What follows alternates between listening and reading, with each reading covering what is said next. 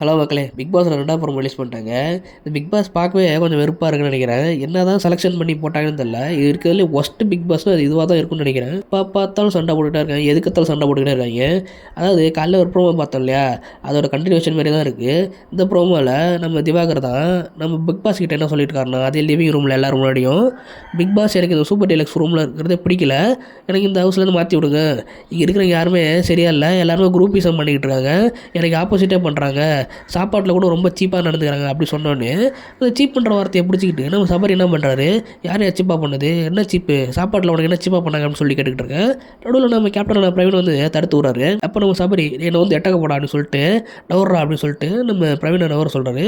அதுக்கப்புறம் கிட்டத்தட்ட எல்லாரும் வந்துடுறாங்க. எஃப்ஜே அப்புறம் சுற்றி இருக்கிற கேங்காக வந்து வாட்டர் மெலன் சட்டை என்னை பற்றி எப்படி சொல்லலாம்னு, உன்னை பற்றி நான் சொல்லவே இல்லை, இதில் நானும் தான் வரேன் அப்படின்னு சொல்லிட்டு நம்ம எஃப்ஜே சொல்லிட்டு இருக்காரு.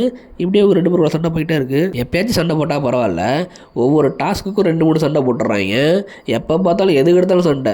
ஒரு டாஸ்க் கூட உருப்படியாக பண்ண மாட்றாங்க. எல்லா டாஸ்க்குக்கும் சண்டை போட்டுடுறாங்க. அதுவும் இந்த வாட்டர் மெலன் ஸ்டாரை பார்த்தாலே கடுப்பாகுது.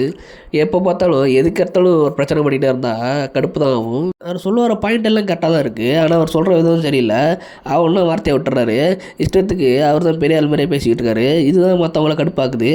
நமக்கும் பார்க்குறவங்களுக்கு ரொம்ப கடுப்பாகவே இருக்குது. எதுக்கு எடுத்தாலும் சண்டை போட்டுக்கிட்டு கத்திக்கிட்டு இது என்ன பிக் பாஸ் வீடியோ இல்லை வேறு தானேன்னு தெரில. இப்படியே போனால் இருக்கிறதுலே ஒஸ்ட்டு சீசன் இதுவாக தான் இருக்கும் எனக்கு தெரிஞ்சு.